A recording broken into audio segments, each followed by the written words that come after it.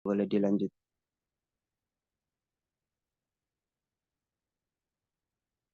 Nah, selanjutnya ada ta'ajub qiyasi. Yang dimana ta'ajub qiyasi ini mempergunakan dua bentuk sigot secara kias. Orang-orang Arab menggunakan dua bentuk ta'ajub dalam ta'ajub qiyas, yaitu yang af'il bih dan ma'af'ala.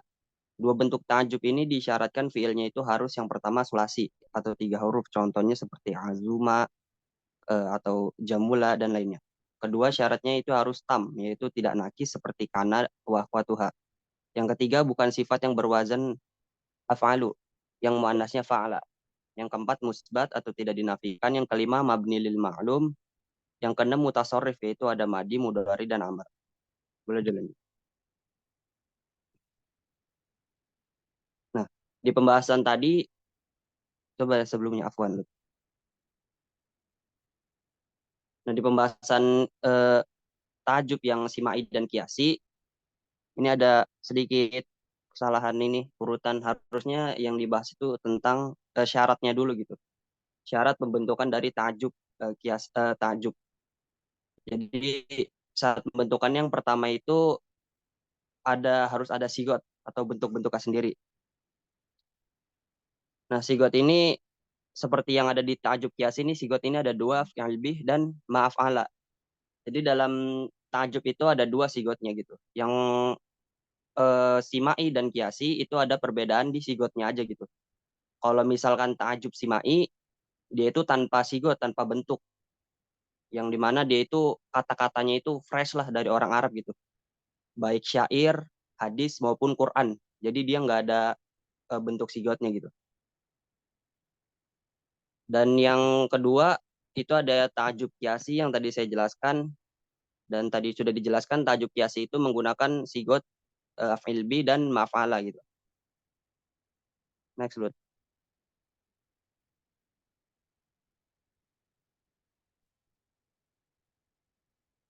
Nah, selanjutnya ada syarat-syarat dari pembentukan ta'ajub.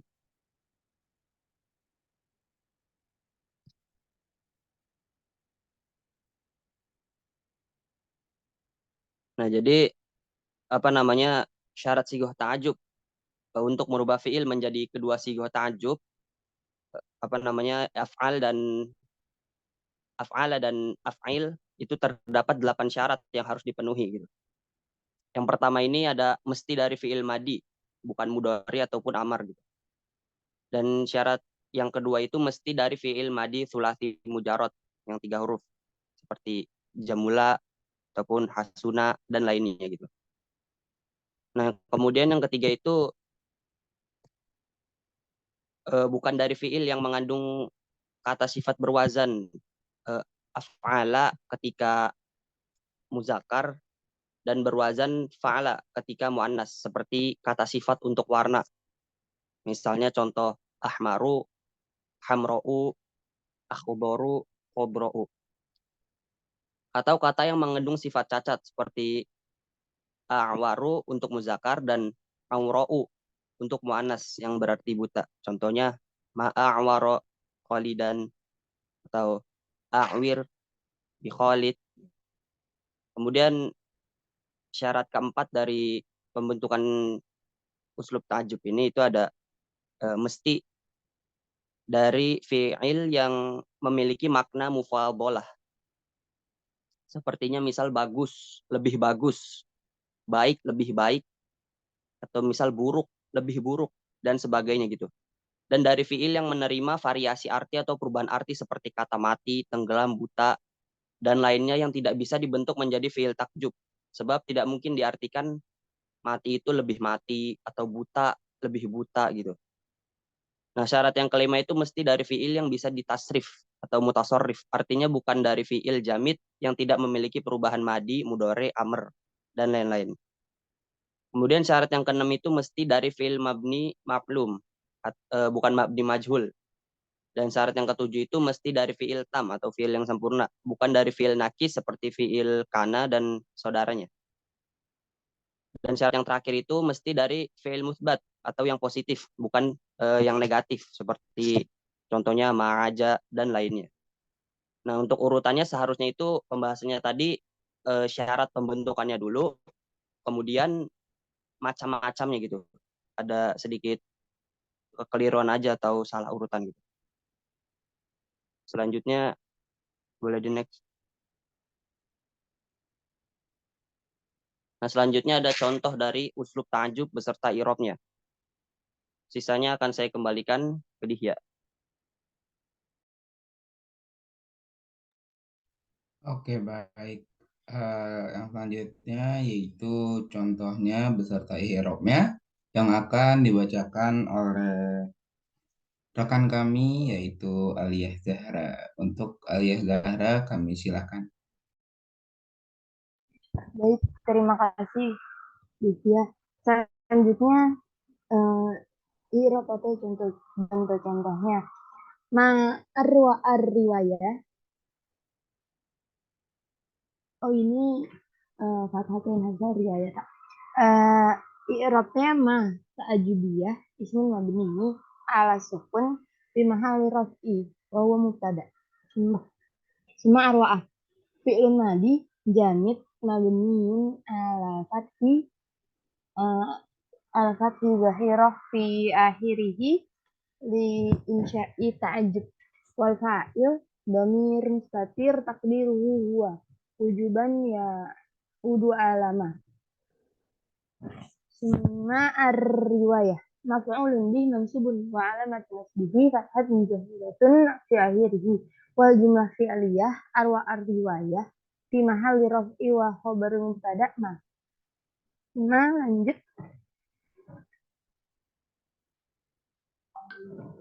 Kemudian ma asroka. Ma itu ta'ajibiyah ismun mabniun ala sukun fi mahalli raf'i wa huwa mubtada.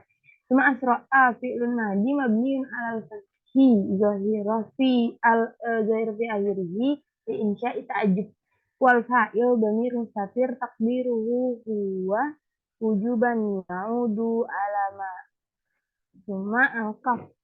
Nah, huruf qafnya di sini dhamirun muttasil mabniun fi mahalli nasbi maf'ulun bih. Wal jumlah fi'liyah asyraka fi mahalli raf'i khabarul mubtada ma. Next.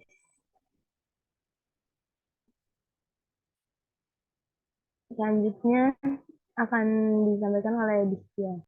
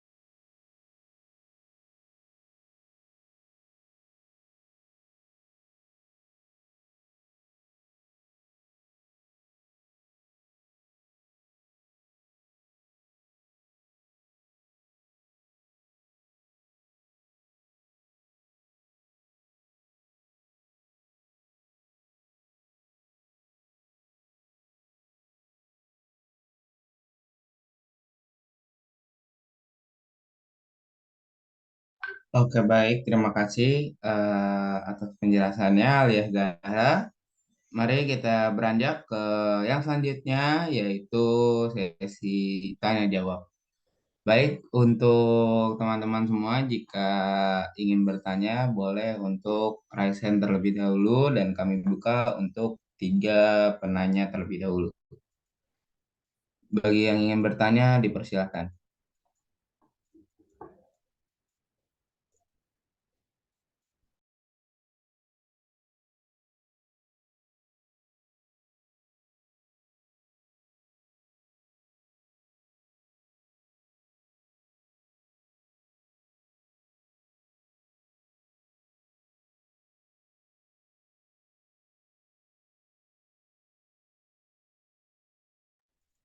Oke, baik. Untuk Rohma Wanita,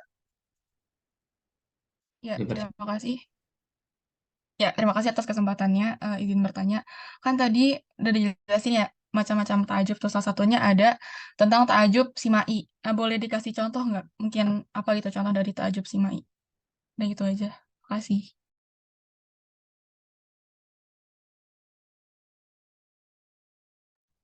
Oke, baik. Sebelumnya, Konita dari kelompok berapa? Dari kelompok 4. Oke, kelompok 4.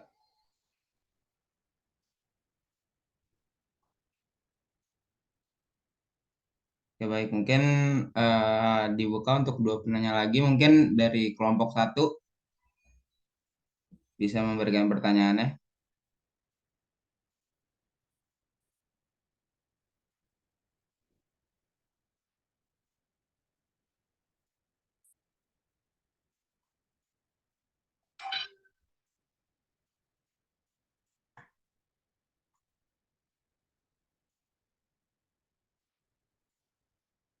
Atau mungkin dari kelompok 2 bisa memberikan pertanyaannya.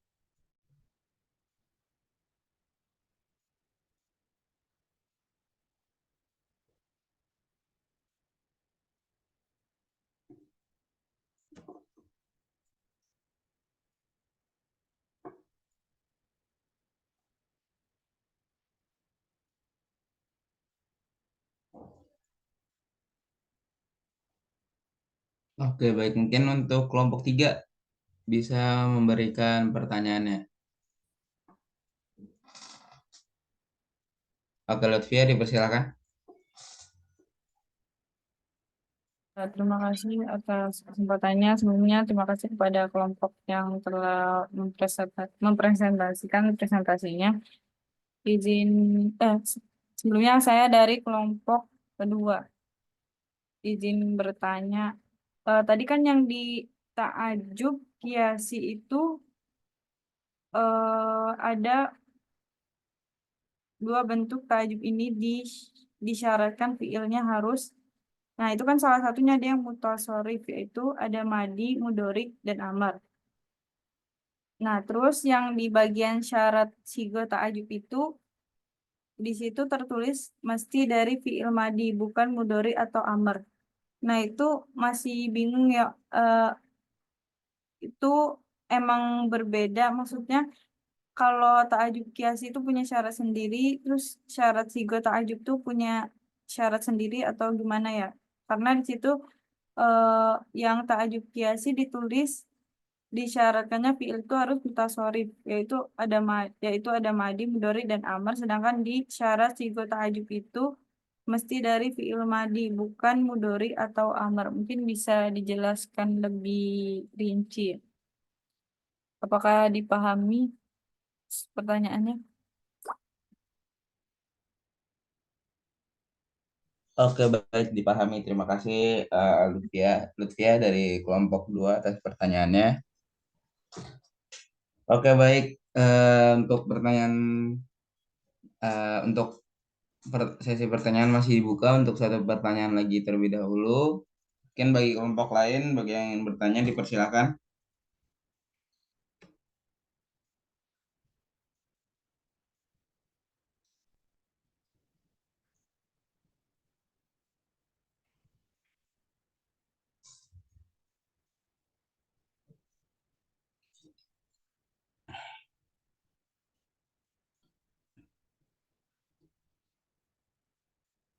Baik, mungkin untuk kelompok 5, apakah ada yang ingin bertanya?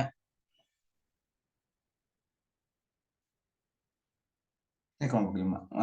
Dari kelompok 6, apa ada yang ingin bertanya?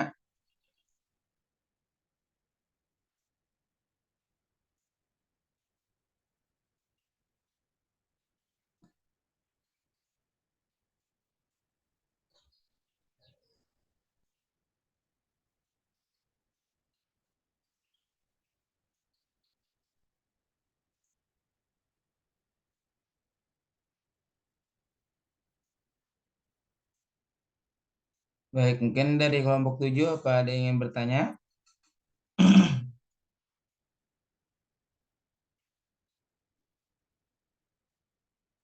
Oke, untuk Fatimah Erma dipersilakan. Sebelumnya mau nanya dulu, kan saya dari kelompok 2. Tadi Lutfiah juga udah nanya dari kelompok 2. Apakah boleh nanya lagi nggak kelompok 2? Dipersilahkan, nggak apa-apa. Iya. Tadi kan di ta'ajub kiasi itu kan ada 2 sigot ya, af'il bih sama ma'af'alah. Nah, tadi di contoh yang di i'rabnya itu cuma ada yang ma'af'alah doang. Bisa nggak kasih contoh kalimat yang pakai af'il bih beserta i'rabnya? Itu aja. Terima kasih.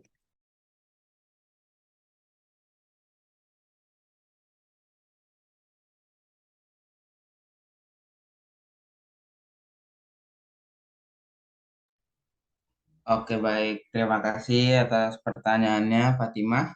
Oke, baik. Mungkin karena sudah ada 3 penanya, eh, kami dari kelompok 5 izin untuk berdiskusi agar bisa memberikan jawaban yang memuaskan dan juga eh, izin untuk menampilkan video materi uslub ta'jub.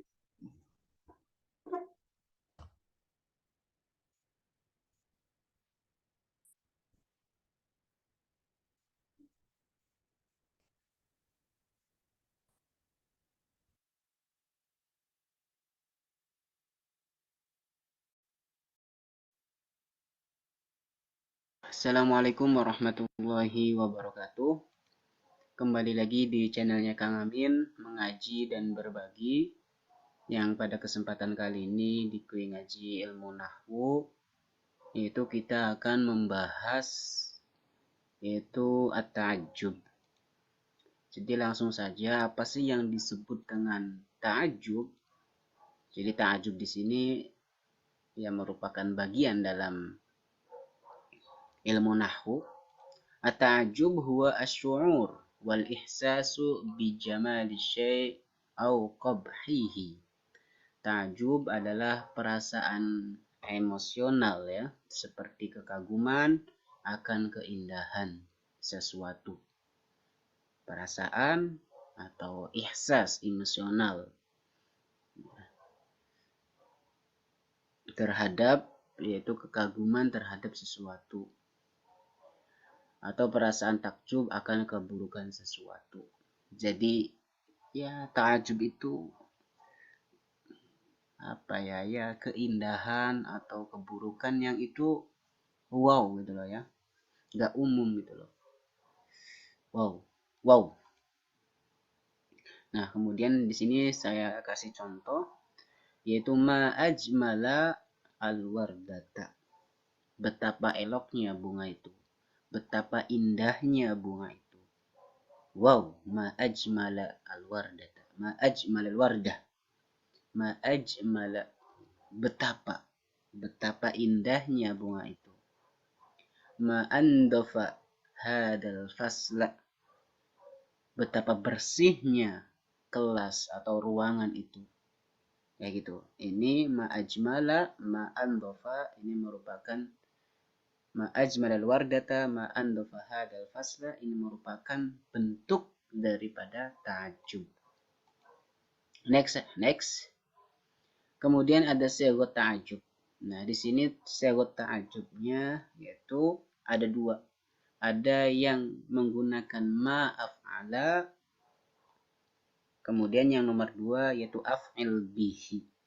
Nah, kedua sigot ini merupakan sigot ta'ajjub. Tadi ya, ta'ajjub itu keanehan, ketika teman-teman melihat sesuatu yang indah banget, ma ajmal.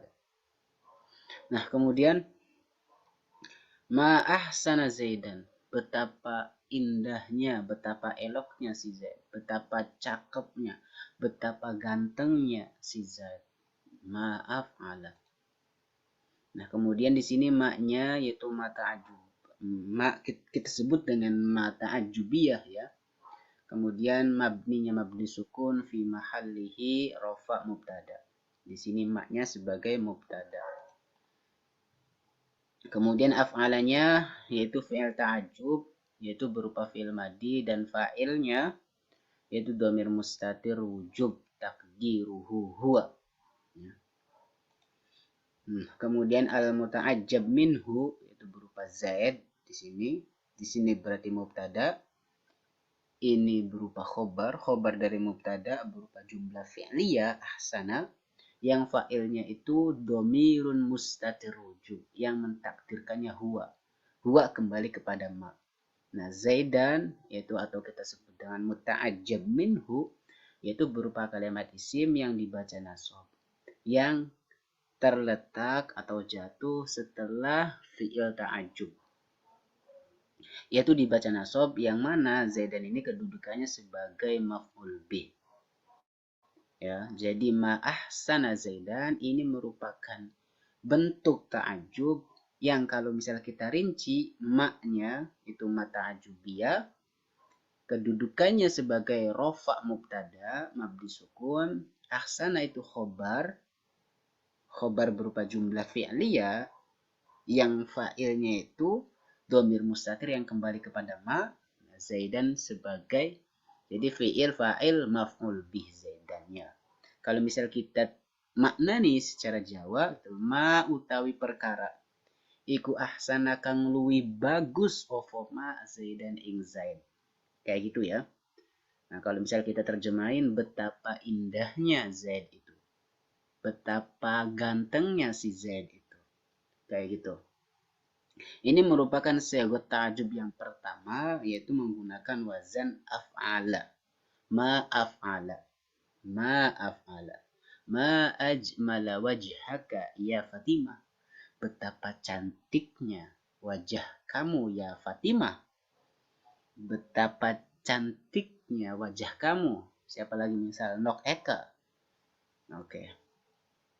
Af'il. Kemudian sigot ta'jub yang kedua yaitu wazannya af'il bih, sigotnya ya. Af'il bih. Ajmil bisama. Ajmil bisama. Betapa indahnya langit itu. Ajmil bisama. Af'il bi. Af'il bi ajmil bisama. Nah, af'il di sini berupa fi'il ta'ajub ya, yaitu berupa fi'il madi. Akan tetapi ala ja'a ala sighatil amri li ta'ajub, yaitu dia menggunakan sigot fi'il amar li ta'ajub untuk wow itu ta'ajub ya. Kemudian baknya di sini yaitu harfu jar berupa zaid, zaidah. Kemudian as-sama di sini yaitu majrur lafdun marfu mahallan. Ya, sebagai dia dibaca jar tapi hanya lafadznya. Tapi secara mahal dia dibaca rofa. Ya, ajmil bisama. Nah, kemudian di sini saya buat skema untuk memudahkan teman-teman. Nah, jadi ma af'alahu ini merupakan sigot yang pertama tadi ma af'alahu, ini sekalian sudah ada maf'ulnya ya. Nah, ma di sini kita sebut dengan ma ta'ajubiyah.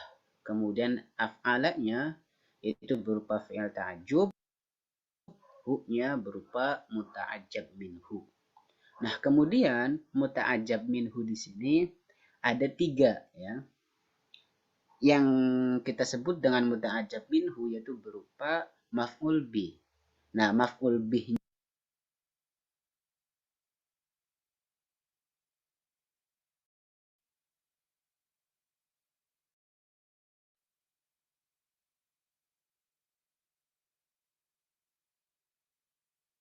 nya itu ada 3. Ada yang berupa kalimat isim, ada yang berupa masdar mu'awwal. Masdar mu'awwal itu biasanya yaitu berupa kalimat fi'il mudhari yang kemasukan an masdariyah. Yang ketiga yaitu domir. Jadi muta'ajjab minhu atau maf'ul bihnya atau muta'ajjab minhu ya. Kan ada 3. Muta'ajjab minhu itu letaknya mahalnya itu dia sebagai biasanya maf'ul bih ya. Kayak misal contoh tadi yang di atas itu ma ahsana zaidan. Maaf alahu. Itu ada 3. Nah, contoh di sini yang berupa kalimat isim. Ma arwa'a al-haqqa. betapa arwah atau menakjubkan kebenaran itu gitu loh. Betapa terpesonanya, betapa indahnya kebenaran itu. Nah, al-haqqo di sini berupa kalimat isim. Al-haqqo ini kan kedudukannya sebagai muta'ajjab minhu atau maf'ul bih, itu berupa kalimat isim. Isim mufrad ya. Nah, kemudian yang masdar muawwal, nah di sini ma'ajmala, betapa indahnya, betapa cakepnya. Nah, antasum. Nah, muta'ajjab minhunya berupa masdar muawwal, yaitu fi'il mudhari yang didahului an masdariyah. Ma'ajmala antasuma, betapa indahnya kamu berpuasa, betapa. Masya Allah, ma'ajmala antasum fi yaumil isnin. Misal, antasum fi awal syahr Rajab, betapa indahnya kamu berpuasa di awal bulan Rajab. Nah, jadi sekarang kan masuk pertama ya, bulan Rajab ya, udah masuk bulan Rajab. Oke, itu ya. Muta'ajjab minhunya. Kemudian muta'ajjab minhunya berupa yang ketiga yaitu domir. Al-haqqo ma'arwa'ahu. Nah, jadi al-haqqo ma'arwa'ahu. Nah, hu di sini itu kita sebut dengan muta'ajjab minhu yang berupa domir. Kebenaran itu. Tapi ntar terjemahannya ini kan dibalik ya. Kalau misal di sini ma'arwa'a al-haqqo, tapi di sini ma'arwa'ahu al-haqqo. Jadi hu-nya dikembalikan kepada hak ya. Sama, betapa mempesonanya kebenaran itu kalau misal diterjemahin ya. Tapi ini dibalikin aja. Yang pasti di dalam muta'ajjab minhu itu ntar ada 3. Ada yang berupa isim, ada yang masdar awal, sama domir. Oke, kemudian next ya. Di sini ada lafad hadzal rajulu tawilun, hadzal baitu kabirun. Laki-laki ini tinggi, rumah ini besar. Nah, gimana sih untuk menjadikan kata hadzal rajulu tawil dijadikan sighat ta'ajjub? Nah, berarti ditinggal di ini aja lafad tawil. Atwala, betapa tingginya laki-laki ini. Kayak gitu dibalik. Tawil dirubah menjadi sighat af'ala. Ma'at wala hadar rajula. Ini maf'ul bi ya. Betapa tingginya laki-laki ini. Ma akbar hadzal bait. Betapa besarnya rumah ini. Nah, kemudian surut sighat ta'ajjub. Jadi sighat ta'ajjub juga memiliki beberapa syarat. Yang pertama ayyusagha fi'il ta'ajjub minal madhi. Yaitu fi'il ta'ajjub itu terbentuk dari fi'il madhi seperti ahsana. Ma ahsana al-qira'ata. Begitu betapa indahnya bacaan itu. Ya, ahsananya berupa fi'il madhi. Berarti sighatnya fi'il ta'ajjub itu harus berupa fi'il madhi. Kemudian yang kedua, fi'il ta'ajjubnya berupa dari fi'il sulasi. Ma ajmala sidqa, betapa indahnya kebenaran itu. Ajmala ini berupa fi'il dari fi'il sulasi, jamala ya. Kemudian yang ketiga syaratnya yaitu fi'il ta'ajjub dari fi'il mutasarrif ya. Tidak boleh menggunakan dari fi'il jamid. Ajmil bis sama, betapa indahnya langit itu.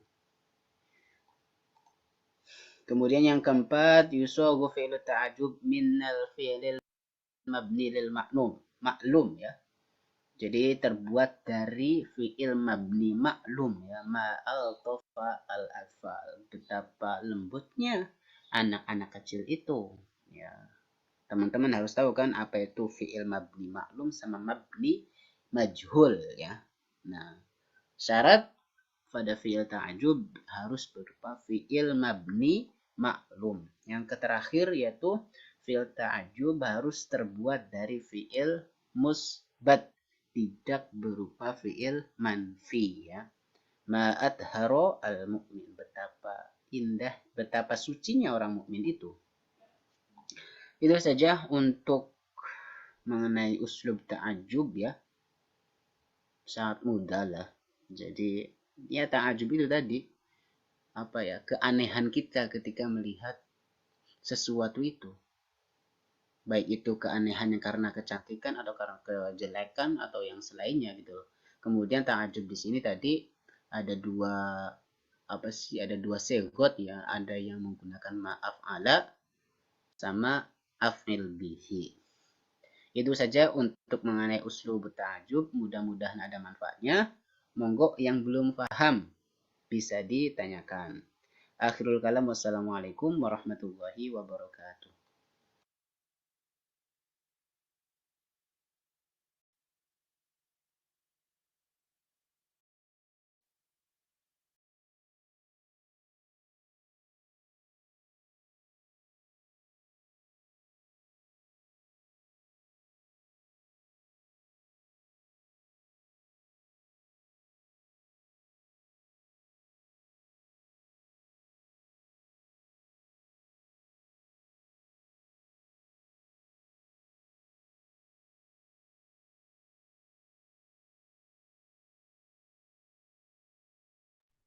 Oke, baik.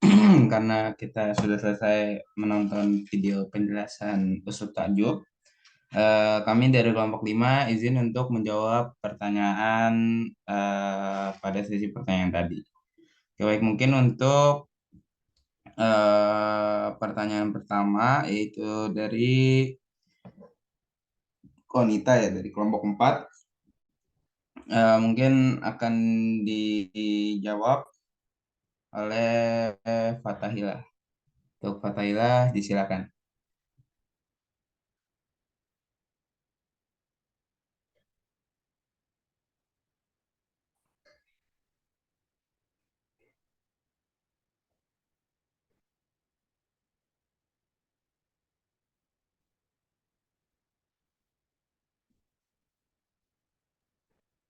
Baik, terima kasih Dihya. Jadi izin menjawab pertanyaan dari Konita. Contoh dari uslub ta'ajub yang simai itu yang bagaimana sih gitu. Jadi sebelumnya pengen aneh jelasin dulu gitu. Jadi simai itu kan yang perkataannya langsung atau yang benar-benar dari teksnya gitulah, dari kalamnya langsung gitu. Entah itu Quran, hadis, syair, ataupun mungkin pepatah-pepatah yang emang langsung dari orang Arabnya gitu. Nah, di sini aneh mau ngambil contoh yang Al-Quran gitu. Contohnya misal kaifa takfuruna billah wa kuntum amwata fa ahyakum. Di Quran surat Al-Baqarah ayat 28 gitu. Artinya mengapa kamu kafir kepada Allah padahal kamu tadinya mati. Lalu Allah menghidupkan kamu. Nah, lafaz kaifa di sini itu isim istifham mabni fathah menempati posisi nasab sebagai hal, dan di sini ia berfaedah ta'ajub gitu. Karena kan tadi lafaz-lafaz ta'ajub itu ada yang tenggelam, buta, mati dan lainnya gitu. Nah, jadi setiap syair ataupun hadis ataupun Al-Qur'an yang mengandung lafaz ta'ajub, nah itu termasuk ta'ajub simai gitu. Yang aneh pahami gitu. Jadi setiap lafaz Quran ataupun hadis ataupun syair ataupun pepatah-pepatah yang termasuk yang ada ta'ajubnya, nah itu termasuk ke ta'ajub simai gitu.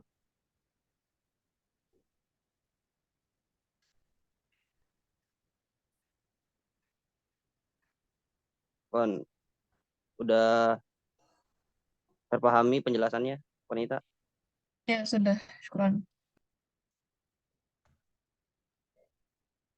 Nah, selanjutnya ada pertanyaannya Lutfia. Ini aneh juga sebenarnya agak bingung tadi. Jadi aneh jawab setelah diskusi sama kelompok, aneh jawab yang diketahui aja ya.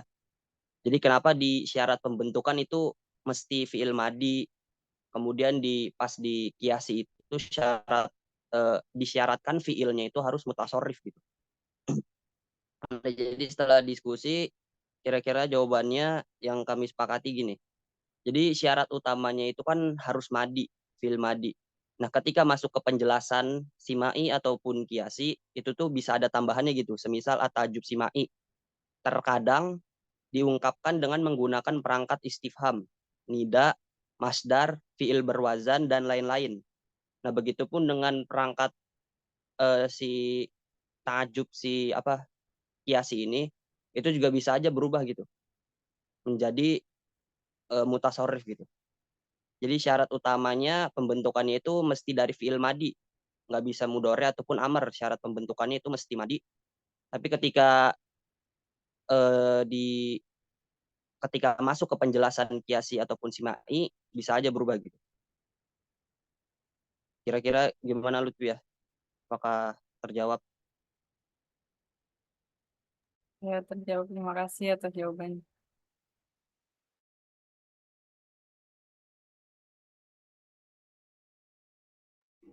Oke, baik. Terima kasih Fatahila atas penjelasannya. Mungkin untuk Konita dan Lutfia bisa dilihat di room chat karena Prof. Aceng juga menambahkan penjelasan dari pertanyaan tersebut. Oke, baik. Untuk penjelasan pertanyaan dari Prof. Aceng dari pertanyaan pertama yaitu tajuk simai yang tidak mengikuti wazan ma'af'al dan af'al bi.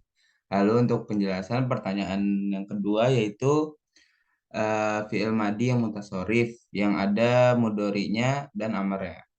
Nah, begitu. Mungkin bisa diperhatikan lagi Lutfia dan Konita. Oke, baik. Untuk pertanyaan yang terakhir yaitu dari Fatima akan dijelaskan oleh rekan kami yaitu Aliyah Zahra. Kepadanya disilakan.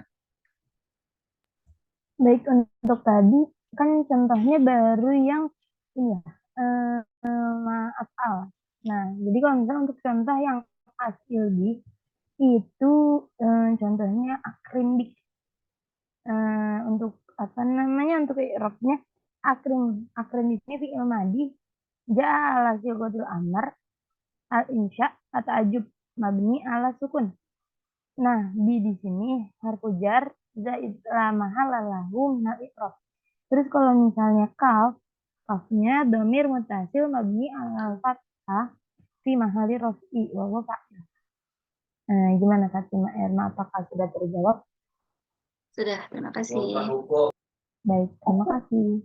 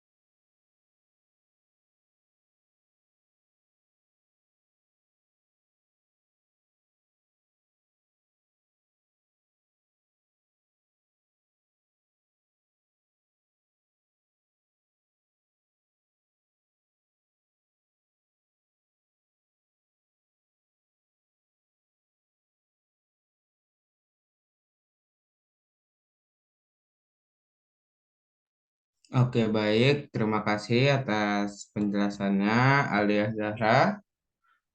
Untuk yang selanjutnya yaitu, oh iya, maaf sebelumnya, Prof. Aceng juga menambahkan dari pertanyaan terakhir yaitu buta itu contoh dari kata kerja yang tidak memiliki arti lebih, jadi tidak bisa dibuat fiil takjub.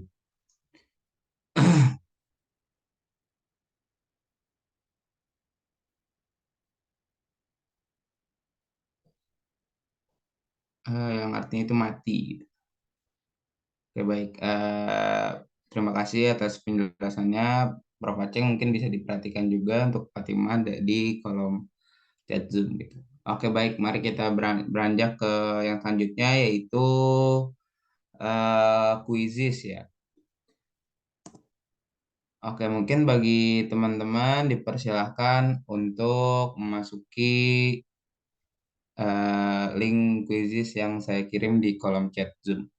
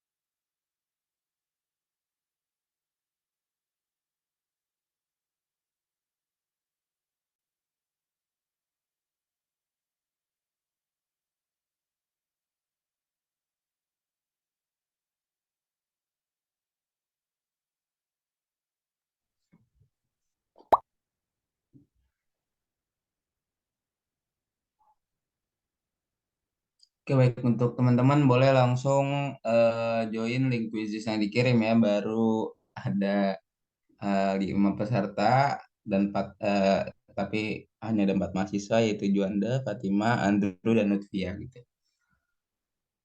Untuk teman-teman yang lain dipersilakan.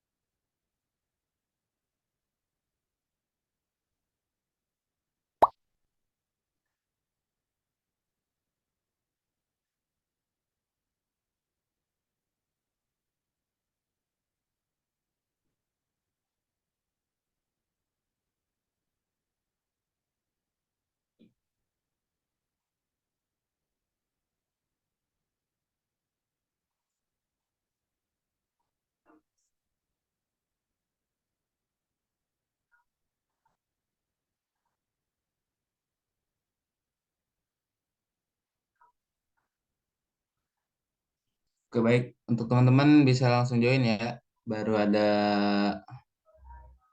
8 mahasiswa nih, Juanda, Fatima, Andrew, Lutfia, Nurul Maimana, Nadia Umul, Ainul Badrin, dan Konita. Untuk teman-teman yang lain bisa dipersilakan untuk langsung join.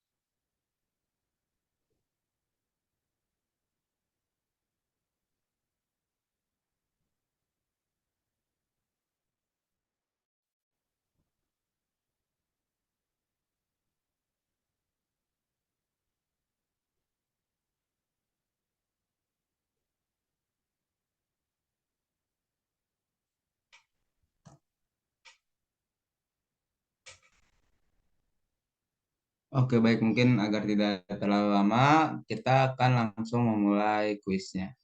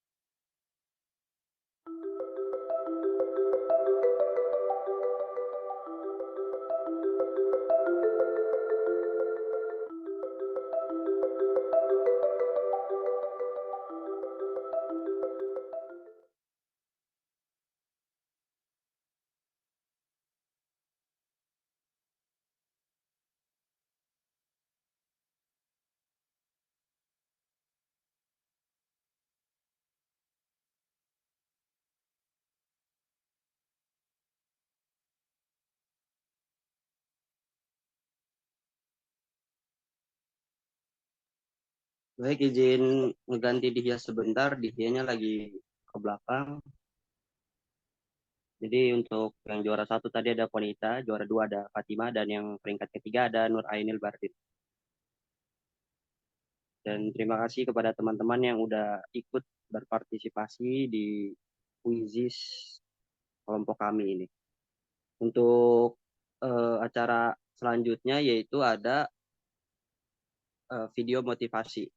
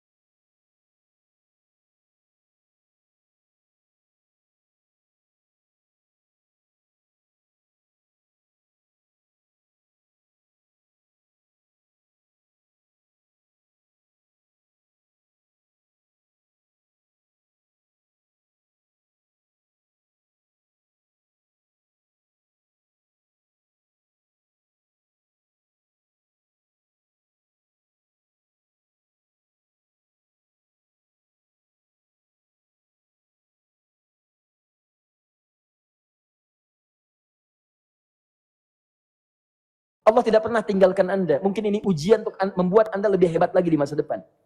Kalau Anda tidak tahan bantingan yang sekarang, bagaimana Anda bisa mengatasi pelintiran yang akan datang?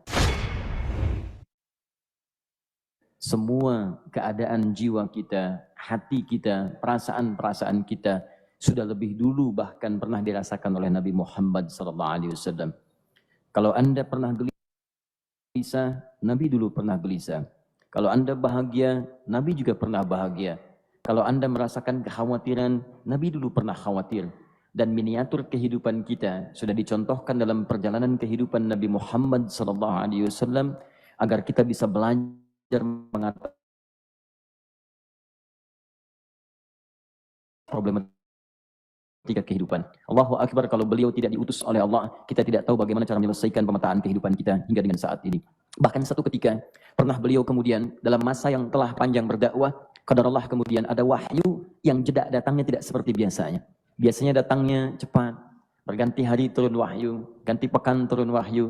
Ini beberapa masa wahyu belum turun. Ada hikmah di balik itu. Teman-teman sekalian, tiba-tiba beliau naik ke atas bukit, wahyu belum turun juga. Pulang ke rumah, belum turun juga. Sampai keadaan itu terlihat oleh kalangan kafir Quraisy dan mereka berkata, lihatlah Muhammad sudah gila. Dituduh gila.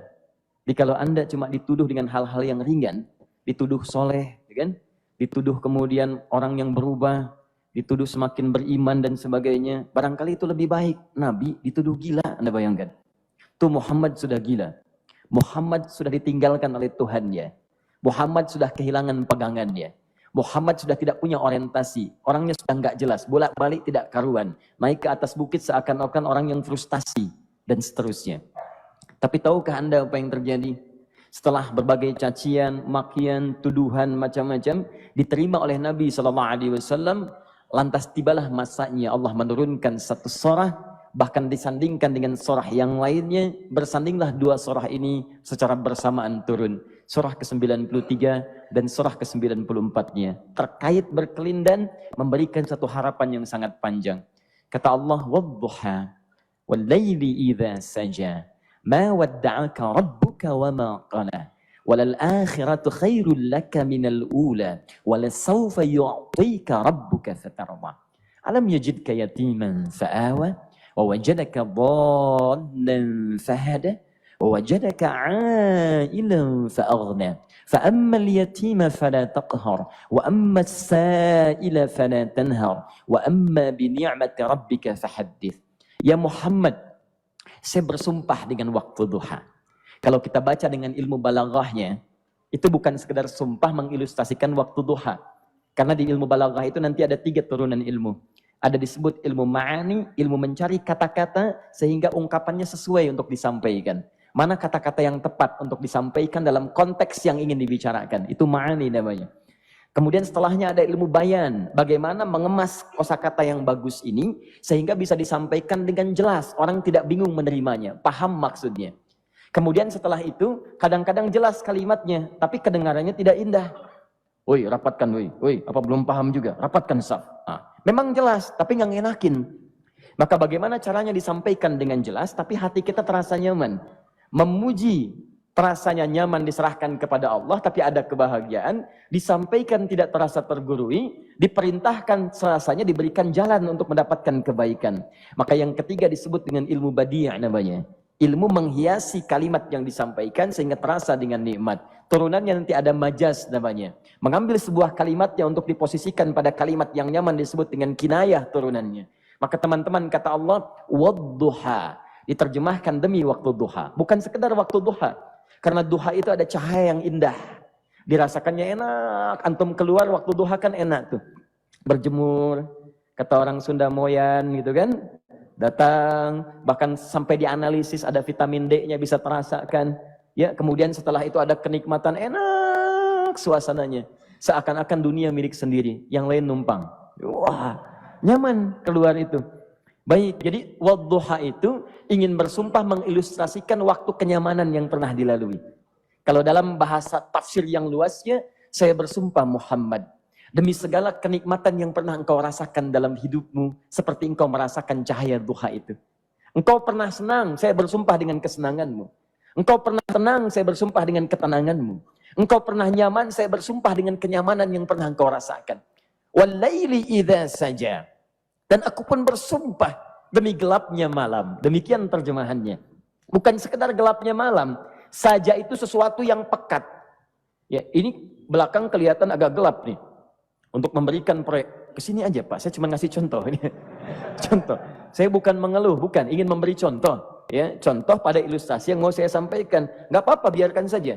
Saya mau contoh kasih kata saja. Ya, ini belakang agak gelap untuk memproyeksikan cahaya ke sini. Tapi yang mau saya sampaikan, kalau gelapnya begitu pekat, semua cahaya ini nggak ada. Cahaya nggak ada nih, sama sekali tidak kelihatan. Saya mau tanya pada Anda, beraktivitasnya mudah atau sulit? Mudah nggak menemukan sendal Anda di luar? Belum tentu. Menemukan jalan keluar pun belum tentu mudah. Anda mesti meraba-raba jalan. Anda mesti kemudian melihat sesuatu dengan pandangan mata hati Anda. Raba, dan sebagainya. Sampai menemukan jalan itu pun belum tentu benar. Itulah yang disebut dengan gelapnya malam saja pekat. Kadang-kadang ada orang yang menghadapi satu kesulitan yang pekat, suasananya siang, cuman karena masalahnya begitu pekat seakan-akan membuat diri dia gelap. Jalan susah, limbung gitu. Kenapa gelap ya? Padahal terang. Karena masalah menggelimuti dirinya seakan-akan dia diselimuti masalah yang gelap. Bimbang dia, makan gak enak, minum gak nyaman, dan seterusnya. Ya biasanya makan ayam tenang, ini dikasih yang lebih enak juga rasanya pahit. Gak enak zamannya. Maka kalau kita ilustrasikan dalam suasana tadi Muhammad, saya bersumpah, engkau pernah hidup nyaman, ataupun engkau mengalami masalah yang sangat pekat dalam kehidupan. Engkau alami sesuatu yang dahsyat, sampai engkau bingung, bimbang, pekat, mereka menuduhmu dengan macam-macam. Ma wadda'aka rabbuka wa ma qala. Saya pastikan kepadamu, dalam keadaan nyamanmu seperti dulu, ataupun engkau bimbang seperti sekarang, Tuhanmu tidak akan pernah meninggalkanmu ataupun menuduhmu gila. Orang-orang yang dekat dengan Allah Subhanahu wa Ta'ala, maka Allah akan menjaganya, baik dalam keadaan yang tenang dan nyaman, ataupun dalam kesulitan yang luar biasa. Walal akhiratu khairul laka minal ula.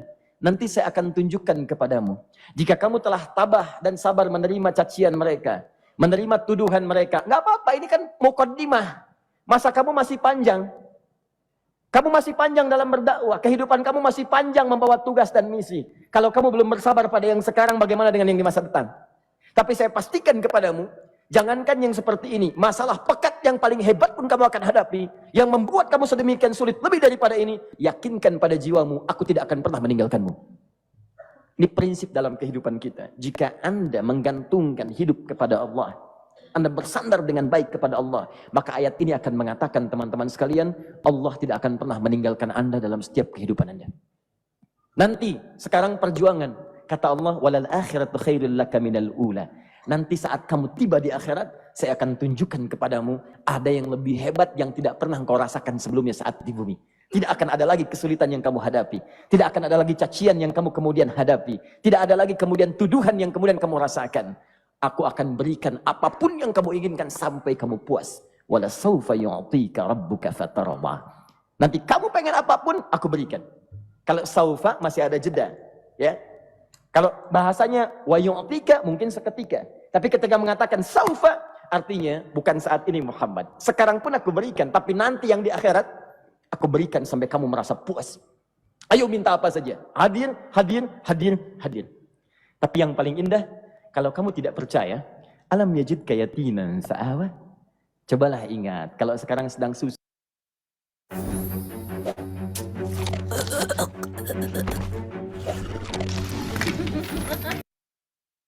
Susah, coba ingat dulu. Bukankah saat kamu yatim, aku yang merawat sampai kamu tidak merasakan kegelisahan itu? Lahir bapak tidak ada, aku cukupkan dengan kakek. Kakek meninggal, aku hadirkan ibu dan paman hadir di sekitaranmu. Ibu meninggal, ada kakek. Kakek meninggal, ada paman. Dan Khadijah hadir di sekitaranmu. Bukankah aku rawat pada saat itu?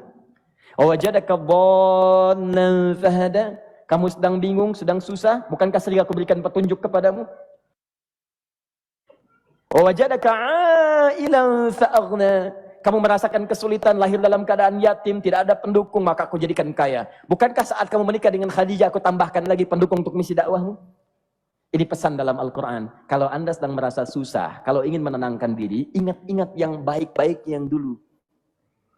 Kalau Anda sedang jatuh dalam bisnis, ingat-ingat saat Anda meningkat dalam bisnis Anda. Allah tidak pernah tinggalkan Anda. Mungkin ini ujian untuk membuat Anda lebih hebat lagi di masa depan. Kalau Anda tidak tahan bantingan yang sekarang, bagaimana Anda bisa mengatasi pelintiran yang akan datang? Karena dalam kehidupan bukan cuma dibanting. Anda mungkin mengalami penyingkiran, penyungkuran, lipatan, guntingan, bantingan, macam-macam. Jadi kalau satu gaya belum bisa Anda atasi, bagaimana Anda bisa berharap mendapatkan turunan yang lainnya? Selalu ingat bahwa jika hidup Anda ingin tampil gaya, Anda harus merasakan tekanan dalam kehidupan. Karena F selalu berbanding lurus dengan P, hukum Pascalnya. Gaya berbanding lurus dengan tekanan. Orang yang ingin tampil gaya dalam kehidupan, maka dia mesti siap menghadapi tantangan-tantangan hidup yang diatasi. Turun ayat sampai ujungnya. Jadi kalau kamu sudah begini lagi, jangan pernah kamu bentak orang lain. Jangan pernah merendahkan orang lain. Karena Allah pun menjaga setiap hamba sepanjang ia mendekat kepadamu. Setelah itulah turun kemudian surah Al-Insyirah. Alam nashrah lakas sadra. Antum kenal Nabi Musa? Baik. Tapi agak lumayan lah. Tadi saya di Soreang kenal Fir'aun. Di sini Musa. Baik, alhamdulillah. Perhatikan ya, dahsyatnya pemberian Allah kepada Nabi Muhammad SAW. Nabi Musa alaihi salam, dan sering kali kita bacakan untuk memohon kepada Allah. Rabbi syrahli sadri. Perhatikan baik-baik. Ini keunggulan Nabi Muhammad SAW dibanding Nabi Musa alaihissalam. Dua-duanya Nabi, Rasul, tapi masing-masing punya keistimewaan. Musa, Nabi, berdakwah, memohon kepada Allah kelapangan hati. Rabbi syrahli sadri. Ya Allah, tolong lapangkan hatiku nih. Kenapa mesti lapang? Karena pasti Musa merasakan nih. Saya tahu betul karakter Fir'aun. Belum apa-apa sudah memaki. Kalau orang yang hatinya tidak lapang, tidak akan tahan dengan makian, keluarlah kemudian balasan yang tidak digambarkan sebelumnya. Fir'aun itu kasar. Kasarnya bukan sekedar kasar, bahkan saking kasarnya bisa berujung pada eksekusi kematian. Saya contohkan tadi di sore yang ini, saya nggak suka dengan rambutnya nih, kata Fir'aun. Bukan nyuruh nyukur mas, tolong pisahkan kepala dari badannya. Gitu gayanya tuh, Fir'aun. Ya. Bukan nggak ngenakin, susah dengan Fir'aun itu. Jadi kalau belum apa-apa datang Musa ke situ, hatinya tidak seluas samudra, hatinya tidak lapang, cuman seluas gelas, tidak akan sabar menerima cacian Fir'aun. Begitu datang dicaci, dasar anak gak tahu diri, gak tahu malu, sudah saya rawat begini. Ya Allah, saya bosan dengarnya, matiin aja sekarang. Musa Nabi berdoa dikabulkan. Cuman kalau Fir'aun kemudian ajalnya misal wafat pada saat itu, tidak akan jadi contoh kepada kita untuk kekinian. Bagaimana orang yang bebal untuk bertobat kepada Allah Subhanahu wa Ta'ala. Bagaimana penyimpangan dalam kedudukan. Bagaimana dia kemudian akrab dengan pengusaha yang gelap. Di pengusaha gelap berpartner dengan penguasa zalim. Sudah ada dari dulu. Pengusahanya disebut dengan Qarun. Kemudian mohon maaf, ya, yang pemimpinnya disebut dengan Fir'aun. Tokoh intelektualnya disebut dengan Haman. Makanya cerita ini komplit di Quran. Sudah ada. Di setiap persoalan dalam kehidupan masyarakat disebabkan 3 hal yang berkolaborasi. Kalau bukan penguasa zalim, berpartner dengan pengusaha gelap, ditopang oleh intelektual yang sembrono. Itu persoalan. Jadi kalau ada sekarang intelektual menyalahgunakan kepintarannya, dia terlambat, sudah ada Haman dulu.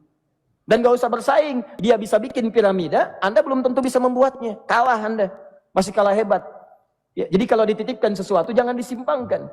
Yang ingin saya sampaikan, Musa mengatakan, Rabbi syrahli sadri. Nabi berangkat berdoa dikabulkan oleh Allah.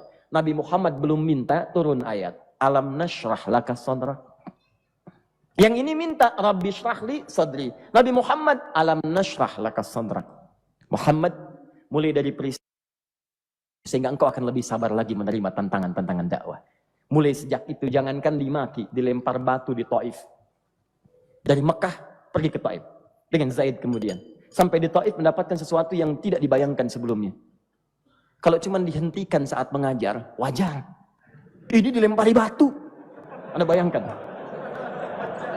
Bisa kebayang nggak? Lempari batu tuh. Dilempar. Zaid jadi tameng, berdarah-darah, kemudian mundur. Mundur, beristirahat di bawah tepian pohon. Begitu beristirahat, datang malaikat penjaga 2 gunung. Turun malaikat dengan kesal mengatakan, Ya Rasulullah, mud yadaika ilas sama. Ya Rasulullah, angkat tanganmu ke langit, minta kepada Allah, aku angkat 2 bukit di Taif, aku himpit keduanya mereka. Aku himpit penduduk Taif dengan 2 bukit itu.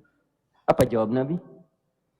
Karena sudah mendapatkan kelapangan, ketenangan, belajar dari peristiwa-peristiwa tadi, indah jawabannya. Lah, katanya, tolong jangan lakukan. Innahum qaumun la ya'lamun. Mereka belum paham saja. Mereka belum mengerti. Tolong jangan lakukan. Aku bermohon kepada Allah. Boleh jadi nanti di masa depan akan ada hamba-hamba terbaik yang lahir dari bumi Taif ini. Kemudian beliau berkata, Rabbi, ila man takilluni, a'ila qaribin yu'limuni, am ila ba'idin yu'dhini, fa'ana radin ma lam taghdab ilayya. Ya Allah, kemana lagi engkau akan utus aku untuk berdakwah setelah peristiwa ini? Apakah tempatnya lebih dekat aku jangkau sekarang, tapi di situ aku akan disakiti lagi? Ataukah jaraknya masih jauh, tapi di tempat itu aku akan dizalimi lagi? Aku ridha ya Allah dengan itu semua, asalkan engkau tidak marah kepadaku. Asalkan kau tidak marah kepadaku. La haula wa la quwata illa billahil aliyil azim. Begitu kelapangan itu muncul, ridha dengan ketetapan dan siap, tabah, kuat, hadir dalam jiwanya. Tiba-tiba turun undangan, tunaikan Isra dan Mi'raj. Diangkat statusnya, naik mendekat kepada Allah Subhanahu wa taala. Dihilangkan bebannya, wa wada'na anka wizrak alladzi anqadha dhahrak. Itu hikmah, teman-teman. Barangkali kalau antum saat ini datang ke masjid ini untuk kajian, sedang bawa beban, ada kesulitan, penuh dengan macam-macam, barangkali dibacakan surat Ad-Duha tadi untuk memberikan harapan kepada Anda. Ini bukan PHP, karena ini bukan masalah urusan manusia. Ini adalah janji yang tidak akan pernah diingkari. Innallaha la yukhliful mi'ad. Kata Allah, Anda punya masalah, ingat suasana tenang pada masa lalu. Bukankah saya memberikan ketenangan kepadamu? Mendekat kepada saya, Anda bersabar, yakinkan bahwa ujian yang saya berikan saat ini sesungguhnya untuk membuat kamu lebih hebat di masa depan. Karena orang hebat tidak akan pernah sepi dari ujian untuk membuat dia lebih kuat menghadapi tantangan dalam kehidupan.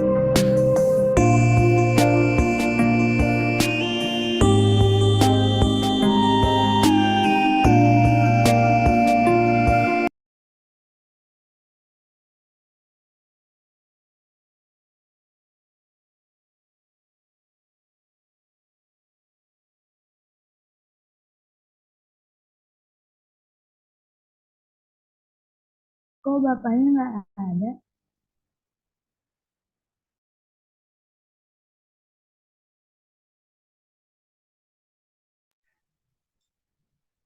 Oke, baik.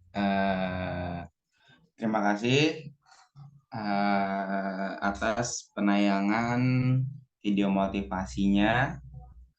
Oke, baik. Mungkin sebelumnya izin bertanya, Prof, karena waktu sudah menunjukkan setengah 10 lewat, apakah dicukupkan saja untuk presentasi pada hari ini?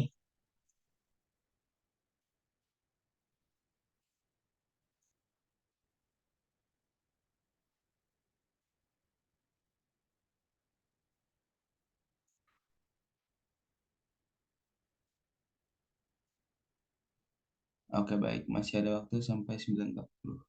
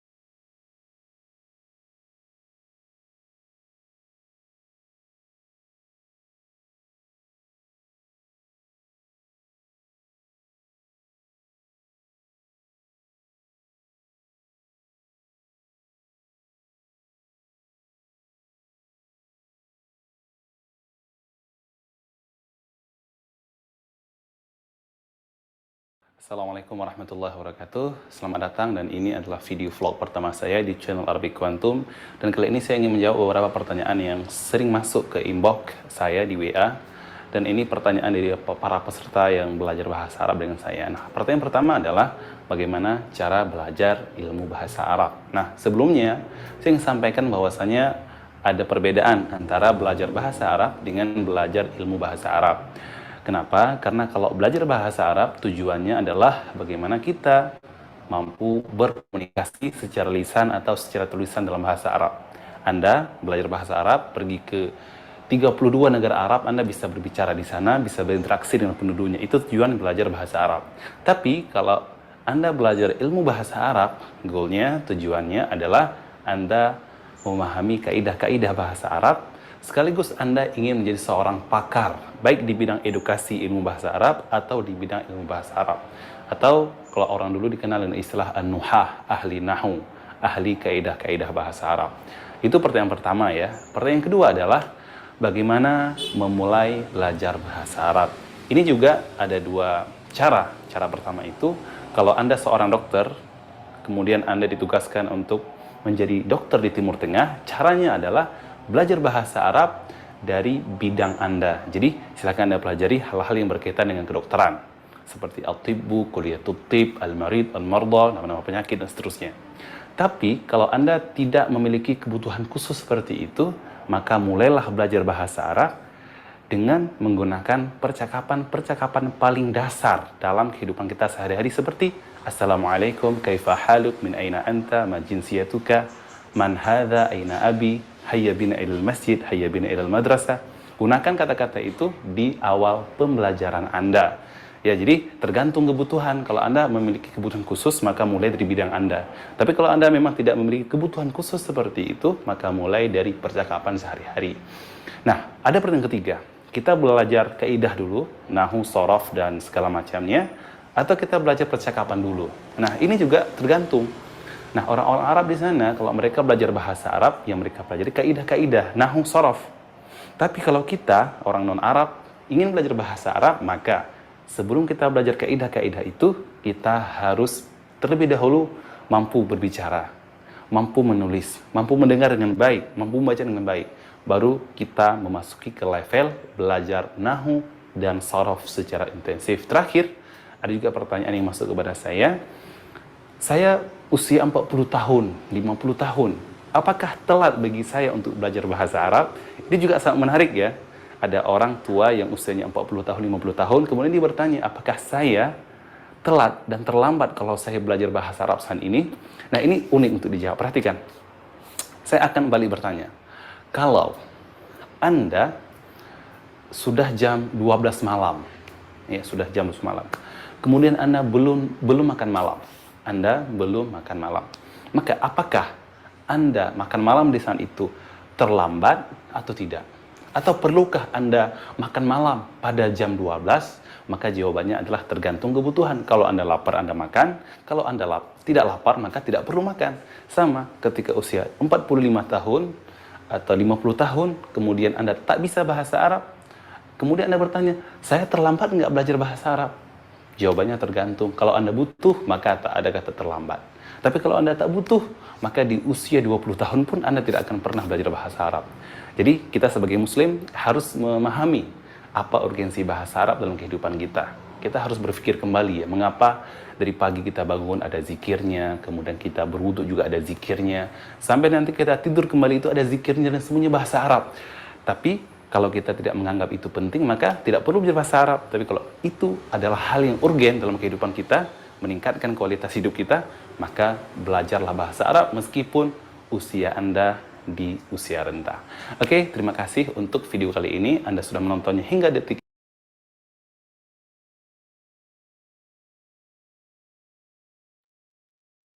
Baik, izin gantiin dia lagi.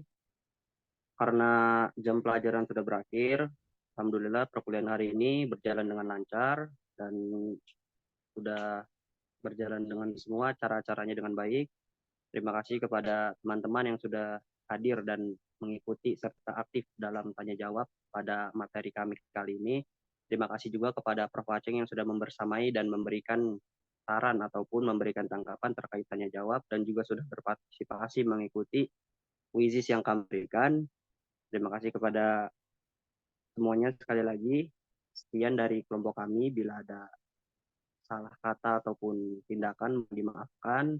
Kurang lebihnya mohon maaf. Billahi taufik wal hidayah. Wassalamualaikum warahmatullahi wabarakatuh. Ditutup dengan doa kafaratul majlis. Subhanallahumma wa bihamdika asyhadu an la ilaha illa anta astaghfiruka wa atubu ilaik. Billahi taufik wal hidayah. Wassalamualaikum warahmatullahi wabarakatuh. Waalaikumsalam warahmatullahi Waalaikumsalam warahmatullahi wabarakatuh. wabarakatuh. Syukran, Ustaz.